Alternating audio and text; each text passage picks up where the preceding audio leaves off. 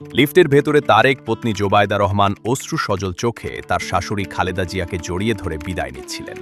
এ সময় তারেক রহমান নিজের পকেট থেকে একটা টিস্যু পেপার বের করে স্ত্রীর দিকে বাড়িয়ে দিলেন।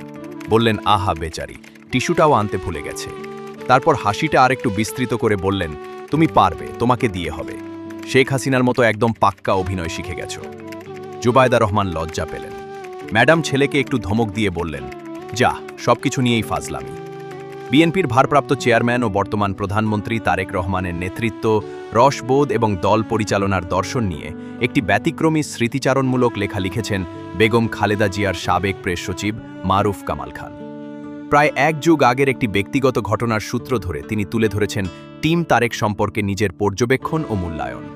চলুন শুনি সেই লেখাটি। মারুফ কামাল খান লেখেন, ফিলহাল ভাবছিলাম টিম তারেক নিয়ে কিছু লিখব, লেখা দরকার। লিখতে করতে বসেই মনে পড়ে গেল একটা ঘটনা। সেটা 2014 সালের জুলাই মাসের শেষ সপ্তাহ। বেগম খালেদা জিয়া সৌদি বাদশাহর বিশেষ আমন্ত্রণে রাজকীয় মেহমান হিসেবে গিয়েছিলেন ওমরা পালন করতে। লন্ডন প্রবাসী তারেক রহমানও তার কন্যাসহ সৌদি আরবে এসেছিলেন রয়্যাল গেস্ট হয়ে। ম্যাডামের অন্টুরাজ মেম্বার হিসেবে সেটা ছিল দীর্ঘ প্রায় 6 বছর পর মা ছেলের প্রথম দেখা। 2007 সালে ফখরুদ্দিন মঈনুদ্দিনের জরুরি সরকার তারেক রহমানকে গ্রেফতার করে। বন্দি অবস্থায় কাস্টোডিয়াল টর্চারে তিনি পঙ্গু হয়ে যান। 2008 সালের সেপ্টেম্বরে আদালত থেকে জামিন পেলে উন্নত চিকিৎসার জন্য স্ত্রী ও কন্যাকে নিয়ে লন্ডনে যান তিনি। এরপর ওমরা পালন উপলক্ষে মা ছেলের ওই দেখা। কাজেই সফরটি সঙ্গত কারণেই পরিবারটির জন্য ছিল প্রবল আবেগসঞ্জাত উপলক্ষ। ধর্মীয় আচার অনুষ্ঠান পালনের পাশাপাশি তারেক রহমান, তার পত্নী ডাক্তার জুবায়দা রহমান এবং তাদের একমাত্র সন্তান জাইমা রহমান কয়েকদিন ধরে বেগম খালেদা জিয়ার নিবিড় সান্নিধ্যে কাটান। এরপর আসে বিদায়ের পালা। তারেক রহমান তার স্ত্রী কন্যাকে নিয়ে লন্ডনে ফেরেন। তার দুদিন বাদে ম্যাডাম জিয়াও দেশে ফিরে আসেন। আমার মনে পড়া ঘটনাটা সেই বিদায় লগ্নের। আমাদের প্রধানমন্ত্রী তারেক রহমানের একটি বিশেষ গুণের কথা হয়তো অনেকের জানা নেই, তার সেন্স অফ হিউমার বা রসবোধ। তিনি হিউমার পছন্দ করেন।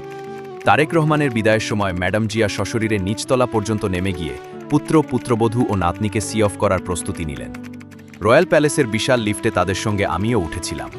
লিফটের ভেতরে তারেক পত্নী অশ্রু সজল চোখে তার শাশুড়িকে জড়িয়ে ধরে বিদায় নিচ্ছিলেন। এ সময় তারেক রহমান নিজের পকেট থেকে একটা টিস্যু পেপার বের করে স্ত্রীর দিকে বাড়িয়ে দিলেন। বললেন, আহা বেচারি, টিস্যুটাও আনতে ভুলে গেছে। তারপর হাসিটা আরেকটু বিস্তৃত করে বললেন, তুমি পারবে, তোমাকে দিয়ে হবে। শেখ হাসিনার মতো একদম পাক্কা অভিনয় শিখে গেছ। জুবায়দা রহমান লজ্জা পেলেন।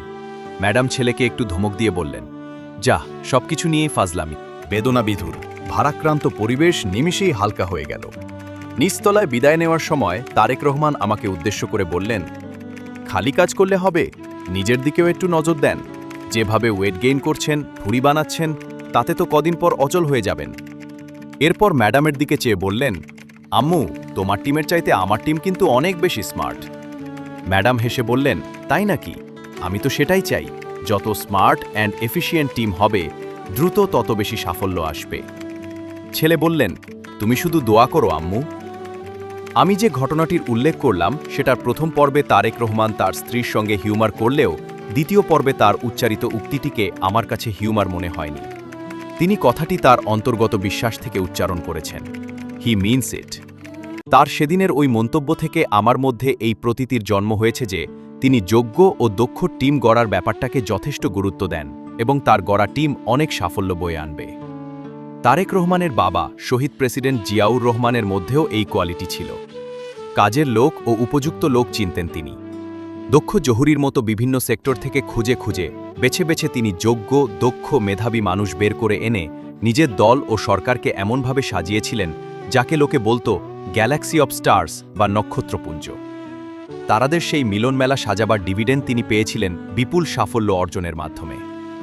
জিয়াউর রহমান যাদেরকে তার টিমে নিয়েছিলেন তাদের কেউ কেউ ছিলেন তার বাবার বয়সী।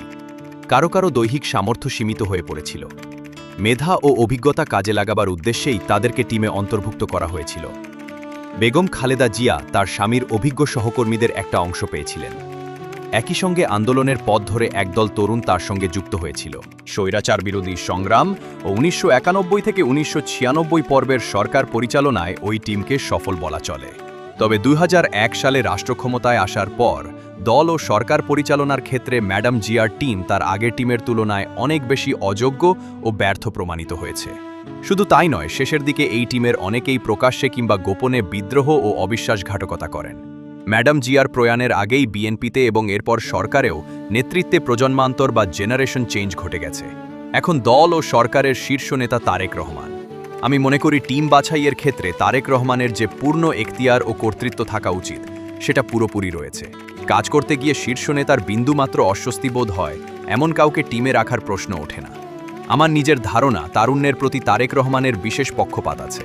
টিমকে গতিসম্পন্ন ও দ্রুতিশীল করতে এই পক্ষপাতিত্ব সুবিধা এনে দেবে। আমি টিম তারেক বলতে বুঝি তার দলের শীর্ষ পর্যায়ের নেতৃত্বের বলয়, তার সরকারের ক্যাবিনেট, উপদেষ্টা ও বিশেষ সহকারী বৃন্দ এবং প্রধানমন্ত্রীর সচিবালয় ও তার নিজের ব্যক্তিগত স্টাফদের। এই নিয়োগগুলো বেশ আগেই হয়ে গেছে। তাদের পারফরম্যান্সে তারেক রহমান কতটা তুষ্ট সেটা তিনিই জানেন, আর সময় বলে দেবে সাফল্য ব্যর্থতার খতিয়ান। আমি টিম তারেকের সার্বিক সাফল্য কামনা করি। বিশ্বের সকল সফল নেতারই থাকে একটি দক্ষ টিম। এদের কেউ প্রকাশ্যে, আবার অনেকে নেপথ্যে গ্রিন রুমের দায়িত্ব পালন করেন, কখনো মঞ্চে আবির্ভূত বা দৃশ্যমান হন না। এই আনসাং হিরোরা কম গুরুত্বপূর্ণ নন। আমরা আরেকটা বিষয় জানি, শীর্ষ নেতার ছবির দৃশ্যপটও খুব গুরুত্বপূর্ণ রাজনৈতিক ভাষ্য বা পলিটিক্যাল স্টেটমেন্ট।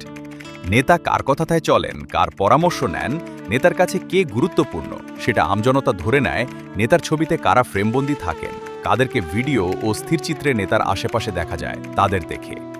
দক্ষ ও যোগ্য লোক আশপাশে থাকলে মানুষ খুশি হয়, নেতার মর্যাদা বাড়ে। এর অন্যথা হলে অযোগ্য সহচরেরা নেতার সান্নিধ্যে ক্ষমতাশালী হয় আর নেতার ভাবমর্যাদা নামতে থাকে নিচে। টিমের কেউ অনিয়ম, দুর্নীতি ও অসদাচরণে জড়ালে নেতাকেই দিন শেষে বইতে হয় তার দায়। বিপর্যয়কর অতীত থেকে তারেক রহমান সেই তিক্ত অভিজ্ঞতা অর্জন করেছেন। সব দিক মিলিয়ে সতর্ক বিবেচনায় তিনি তার টিম নির্বাচন করেছেন এবং কোনো ক্ষেত্রে ভুলচুক হয়ে থাকলে তিনি তা অতি দ্রুত শুধরে নেবেন বলেই আমরা আশা করি। এক্ষেত্রে ট্রায়াল অ্যান্ড এরর মেথড মেনে এগোনোই ভালো। একটি সরকার সাজাতে দুই ধরনের লোকের কথা বিবেচনা করা হয়। এক, যাদের ত্যাগ, তিতিক্ষা, ভূমিকা ও অবদানে সরকারটি ক্ষমতাসীন হয়। দুই, যাদের মেধা, যোগ্যতা, দক্ষতা, জ্ঞান, প্রজ্ঞা, দূরদর্শিতা ও কর্মক্ষমতা ছাড়া সরকার সঠিকভাবে চালানো সম্ভব নয়।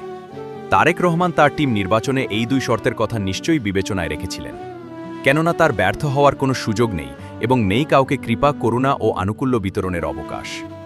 জাতীয় ইতিহাসের এই সন্ধিক্ষণে এটাই বাংলাদেশের প্রধানমন্ত্রী ও জাতীয়তাবাদী দলের প্রধান তারেক রহমানের কাছে সময়ের দাবি।